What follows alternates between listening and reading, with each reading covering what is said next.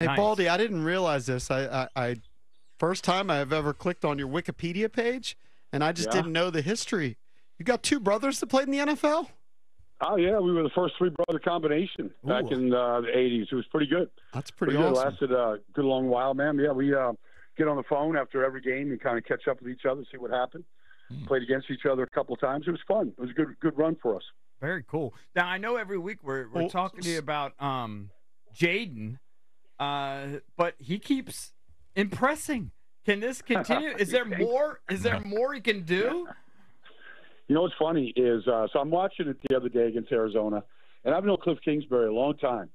And I used to do Big 12 games and be out in Lubbock, and Kliff was a coach. And I go in there on a Friday, the day before a game, and he'd always have, 10, 12 plays up on the whiteboard. And, I'd go over there and examine what he's doing. But his play sheets, even at Texas Tech and at Arizona, his head coach at Arizona, the play sheet was like an index card. Now I look at him, and he's got like a bigger play sheet. Mm-hmm. The biggest play sheet I've ever seen. I'm saying he must be giving, Jayden more and more, because it looks like he can handle more and more right now. And so, like, to answer your question, is there more? Yeah, there's more, because Kliff never stops coming up with ideas, plays, designs, formations, motions, movements. It never really ends for Kliff. So I think there is a lot more to go. Hey, Baldy, if you had just been plunked down in front of your TV and you had no idea which quarterback was which when you're watching that Arizona-Washington game, Yep. and you looked at the screen and said, which of these quarterbacks has played 4 games in his career or is playing his 4th game, and which one is playing the 69th game of his career, you would have pointed at Jayden Daniels saying, well, that guy's near 70 starts, and Kyler Murray's near 4. Like, especially after watching the first drive that Arizona put together, where they just went right down the field on the Washington defense, and all of us are like, uh-oh, the defense is going to rear its ugly head again. We're going to give up 35-plus. They stoned them after that drive. Like, what did you see from Kyler Murray where he just kind of went into a shell? He was running around back there, wasn't willing to take off and rush with the ball. Like, it was kind of confusing performance by Kyler Murray. I totally agree that Jayden looked like the much more polished player that had played a lot longer. There's no question when you watch the game, you see that. They just stall. They just can't. They couldn't sustain drives. They couldn't get any big plays. And this is a Washington defense that had given up 9 touchdown passes. They looked like they were going to, be worse than they were a year ago, and they couldn't get anything over their head. They really didn't. They were without their tight end, Trey McBride, which is a difference. He's a big part of their offense. They ran the ball decently, but they just couldn't sustain drives. And Kyler missed throws. You're 3 and out, and Washington's going up and down the field on you. Pretty soon you fall behind real quickly. And then it becomes really difficult against anybody in this league right now. So how do you feel about the Browns game this weekend? Cleveland's 1-3. They can't score. I don't think they've scored more than 18 in a game. Doesn't look like Nick Chubb's going to go yet. Deshaun played pretty well last week, but they kind of rely on their defense to hold teams down. Their defense is excellent. I mean, this is a good challenge. I mean, these guys play a ton of man coverage. It doesn't matter if you're throwing McLaurin or you're throwing to Noah Brown or Luke McCaffrey. They're going to man you up.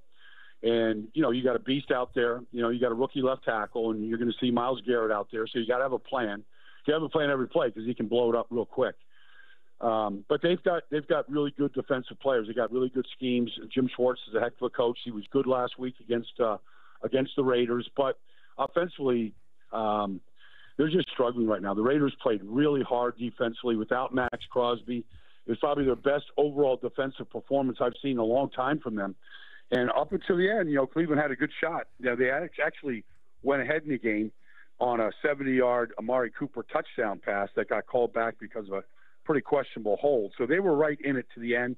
Even on the 4th and 3 at the very end, they had a chance. And Deshaun Watson got hit when he threw it.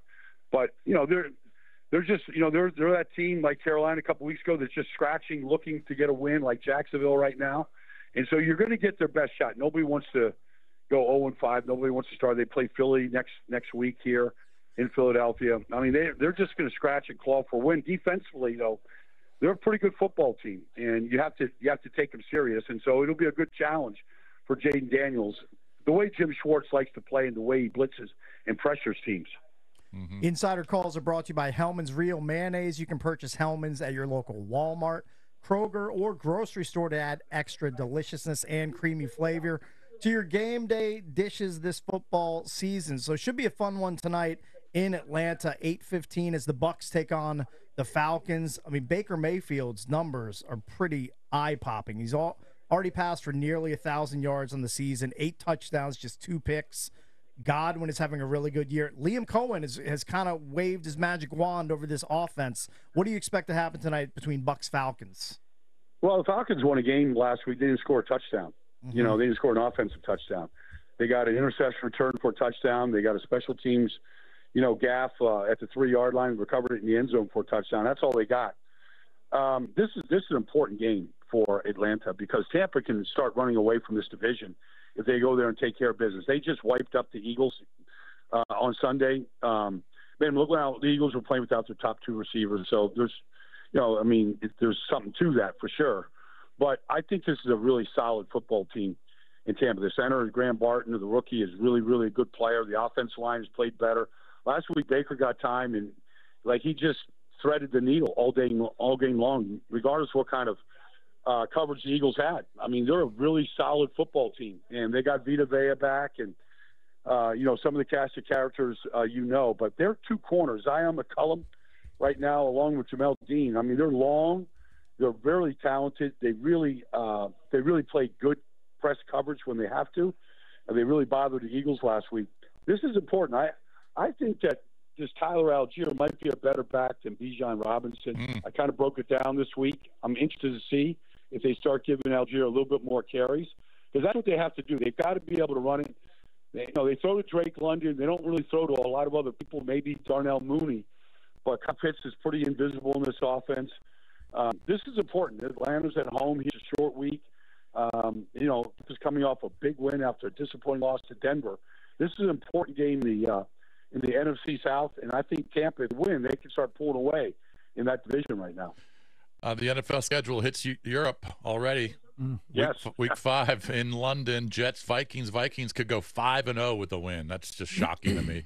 They could, yeah. and they look like an undefeated team. Honestly, yeah. I mean the offense is clicking. Sam's been unreal, but the offense and it's really diversified, and they've got no weaknesses anywhere on offense. And then defensively, Brian Flores had Green Bay early dead in the water early. They threw a bunch of balls in the fourth quarter and made it a little bit close. It really was, but this is a very complete team. However, the Jets. Stunk it up on Sunday against Denver. It was just ugly. The weather was ugly. They were awful. They could have a chance to, come back and get back into the race if they could beat and feel good about themselves by beating a really good team. And that's a challenge for the Jets in this game. Baldy, you touched on the Jags a bit earlier. 0-4. They host the Colts. They desperately need a win. If they don't get one, Peterson could be axed if they can't get this home win. Trevor Lawrence has been scattershot at best at quarterback, but he does have a young emerging talent in Brian Thomas Jr. That dude just pops off the screen when I see those whatever Jags highlights there are. He's usually at the center of them. How do you handicap this game? Well, I mean, look, the Jags would have beaten Houston in Houston last week. They can't gain a stinking yard. It showed up last year, Week 18 against Tennessee. They couldn't get a yard. Could have won that game and won the division. They're down the 1-yard line last week after Bixby goes 58 yards. They're down at the 1. They can't score from the 1. And so they come away with nothing, and Houston goes down and wins the game.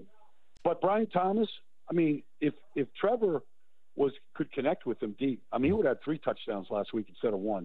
I mean, Trevor's been, his timing with the deep ball, whether it's to Kirks or whether it's to Brian Thomas, is off.